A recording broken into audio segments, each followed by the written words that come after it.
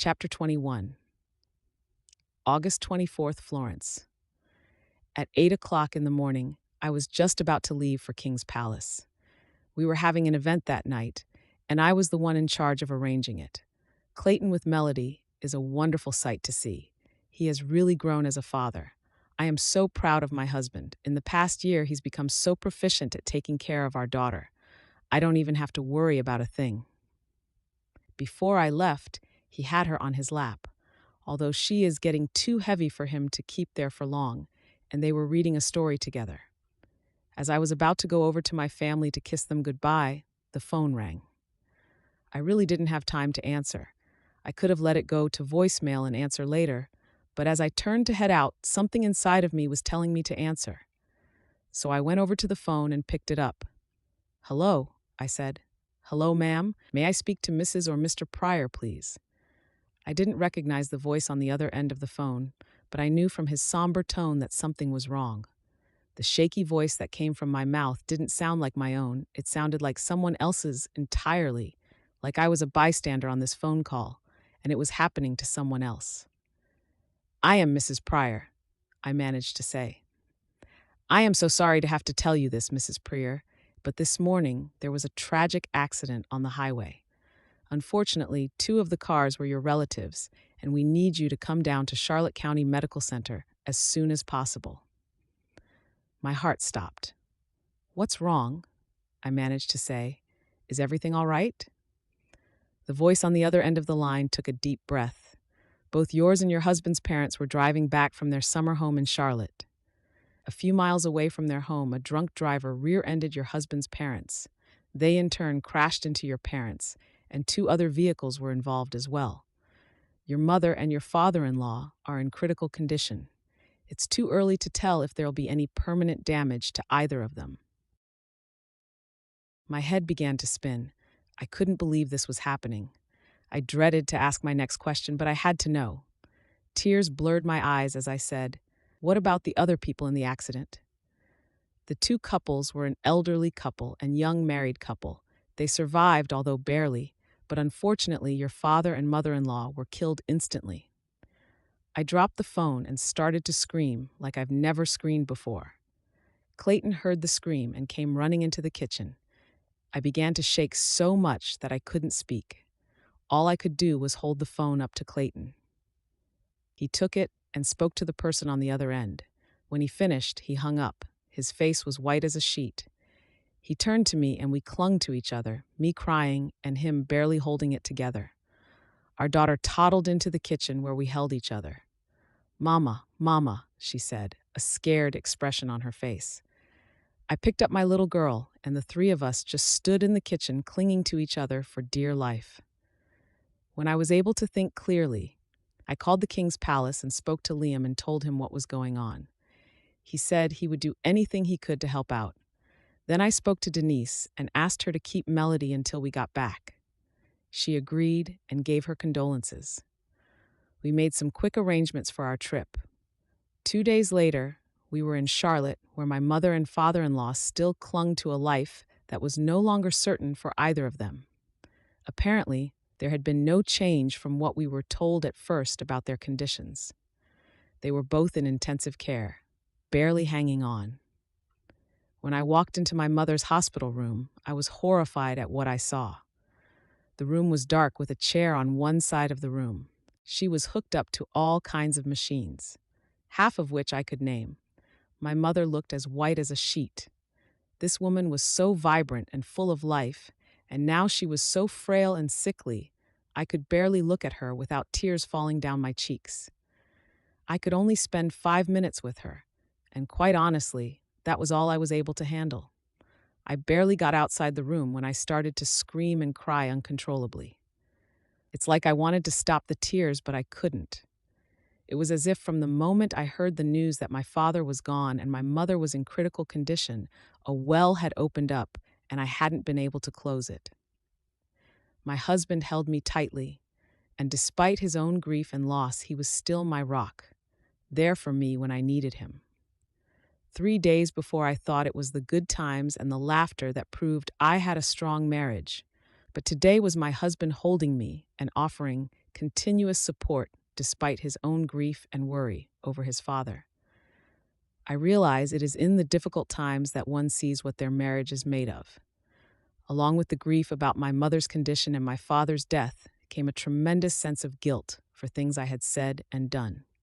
When it came to my mother and father-in-law, at that moment, I prayed for God to take me back before they had the accident so I could make it right and say things to my parents that I didn't say, and so I could introduce my father and mother to Jesus Christ and tell them I love them.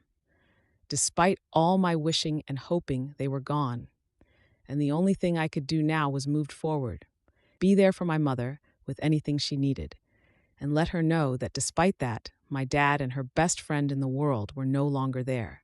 Clayton and I were, and we would do our best to take care of both of our surviving parents. After we saw my mother, about a half hour later, we saw Archibald. This strapping man, who spent his career in the army fighting for the freedom of others, was now laying in a hospital room fighting for his life. I looked at Clayton.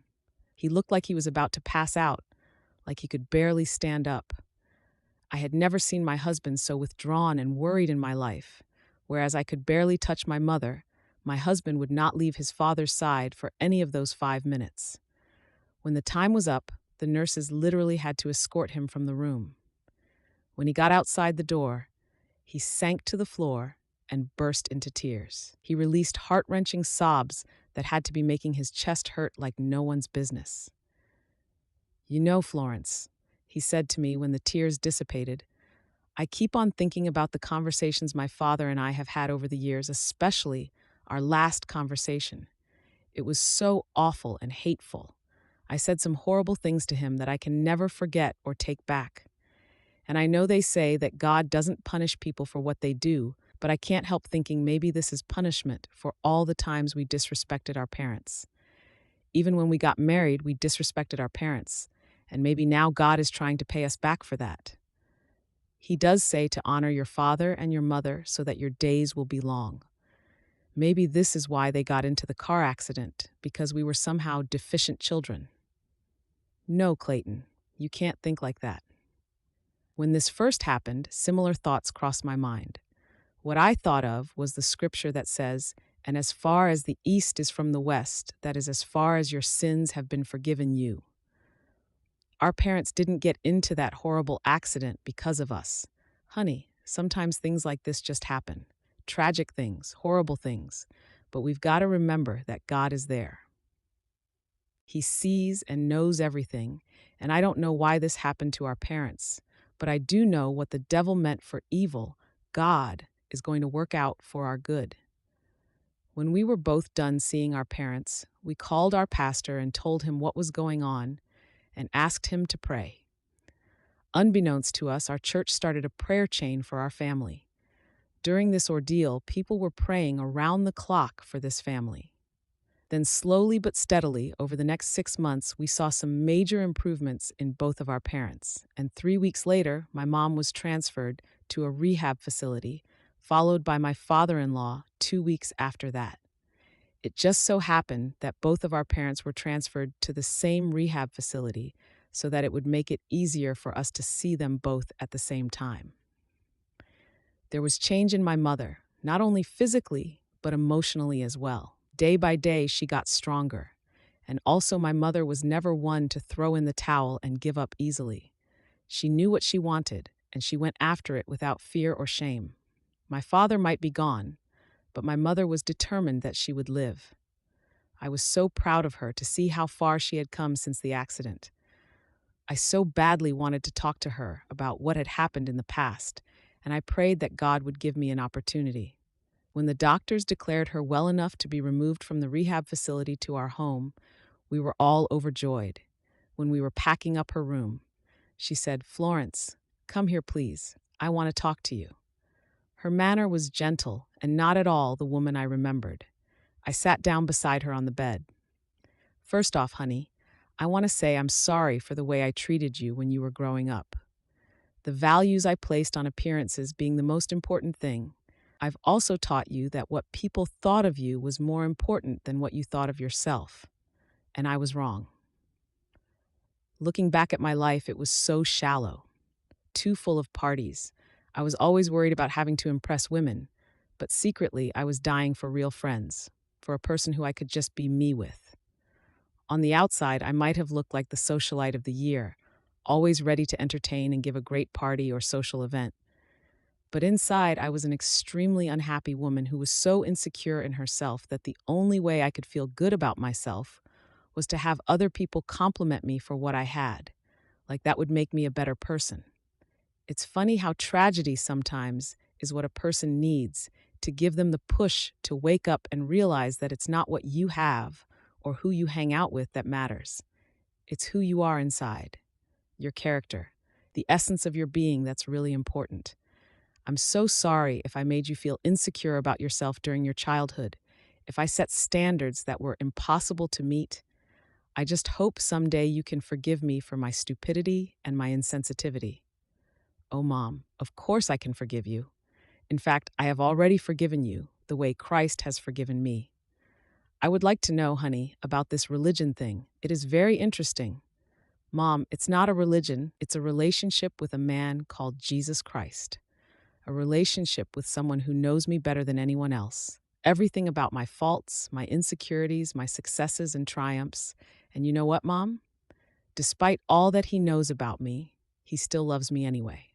Florence, I wish I could have that kind of relationship. You seem so happy, not just with Clayton, but you seem to have an inner glow about you that I can't explain, an inner peace that is past my understanding. That's the glow of grace, God's grace that he has extended to me and I extend to you. It was the first time ever that my mother had hugged me. Not because of anything, but the fact that she loved me, and the feeling made me overjoyed. When we finally separated, she said, "I'm also sorry for what I said to you when you told me you were in love with Clayton and how I treated you both, and I would like to do anything I can to make it up to you and your darling husband if you two would let me." "Sure, we would like you to meet your granddaughter. She is beautiful and dying to meet her grandma." A big smile appeared on my mother's face. "I would love to meet her too." We gave each other a hug, laughing and crying at the same time. Clayton. About a month after Ingrid came to live with us, Daddy came to live with us as well. Whereas my mother-in-law was happy and gracious after the accident, my father was even more stubborn and unbearable after the accident. He treated Florence, Ingrid, and I with the utmost disrespect. He insisted that we cater to his every whim. He had a bell and would call on Florence and I constantly, having us run up and down the stairs every minute at all hours. One day I heard the dreaded bell again. I tried to ignore it, put the pillow over my head, but he just kept ringing and ringing. I finally got out of bed and went to see what His Highness wanted. I had just given him dinner 5 minutes before. I didn't know what he could possibly need or want. I opened the door. "Get me something else for dinner. This one tastes like garbage and I'm not eating it." I would usually do just that, but thinking back on what the whole family had been through in losing my mother and father-in-law, having to deal with my mother-in-law's and father's issues, and taking care of Melody, at that moment all the pressure, not only from the last few months since the accident, but all the issues from my childhood that I never dealt with, all came back in a rush. All the pain and frustration and years of rejection in that moment came to a head in me. It was like a volcano that had finally reached its limit. I stepped into the bedroom, grabbed the plate out of his lap, and unceremoniously dumped it in the garbage. You know what I say. If you don't like what I've cooked, you can make something yourself. I'm sick of trying to please you. Not only for these past few months since the accident, but all my life you made me feel like less than nothing. And now you're making my wife and mother-in-law like your slaves, and I won't have it anymore.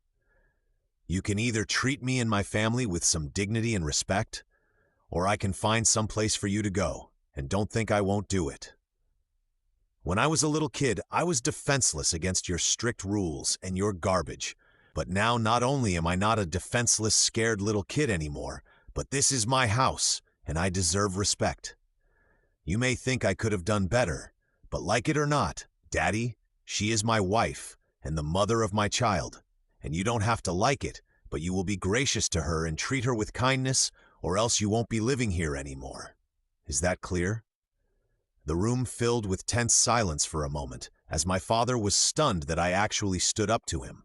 He could tell from my serious expression that I would not be taking his foolishness anymore, and I might be a Christian full of the love of Christ, but wasn't a doormat, and neither was my family. I could tell by the look on his face that he knew I was serious and that this was the last straw for me. He either had to respect me and my family or leave.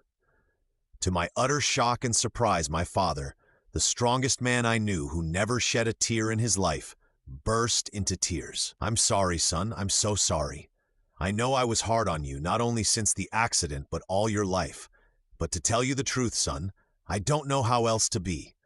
This is the way generations upon generations of my family operated with our children, and I wanted to change greatly because I see how my words affected you as a child, but I was too prideful and self-righteous to change it. Your mother always balanced me out, told me when I would go too far, but now she's gone. I don't know where the limits are. I need help, son. It doesn't come natural for me to ask for anything, but I'm asking for help with my attitude. I really want to be different. I saw the look on your face when you were a child every time I would yell at you or treat you like an army buddy of mine. I saw when you told me that you liked photography and videography, your reaction when I said that you were a prior and you shouldn't like such things, that you were destined to be in the army. I just wanted you to respect me, but I guess I didn't give you what I asked for. I gave you anger and contempt, and I tried to make you into something you are not.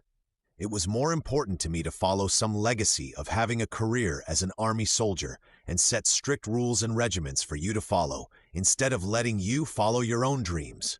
And now you have real life. For that, son, I'm really sorry.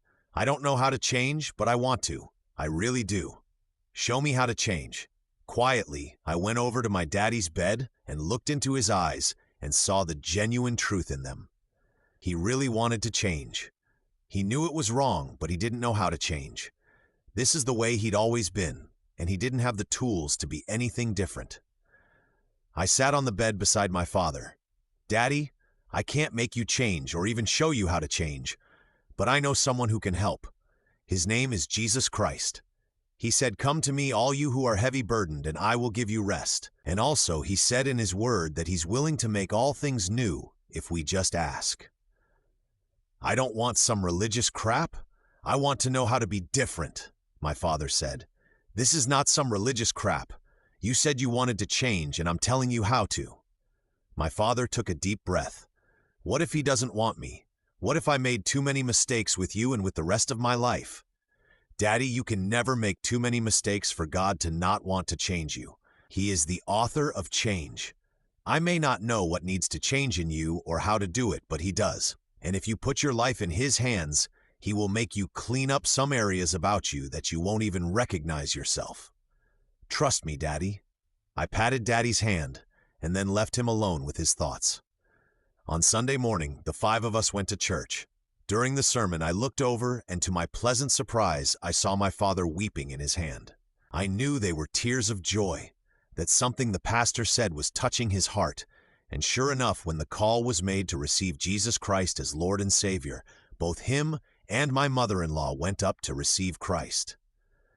Looking back over these past few years, I can't even absorb all the wonderful things that have happened. Florence and I would be celebrating our 5th-year anniversary. Melody was 4 years old and growing every day. And Daddy was now an elder in our church and loved the Lord and his family with all his heart. My mother-in-law Ingrid was a doting grandmother, and when Liam left last year to become a full-time pastor, my mother-in-law took over the King's Palace, and she absolutely loved it and had finally found her calling. One never knows what God is going to throw at us, but we always know that it's going to be better than what we planned. As I think back to when I was a soldier struggling with PTSD, and when Florence was a stripper at the Golden Potato, I marvel at what God has done in our lives. He really knew what he was doing when he brought a soldier and a stripper together and created something that he now uses for his glory.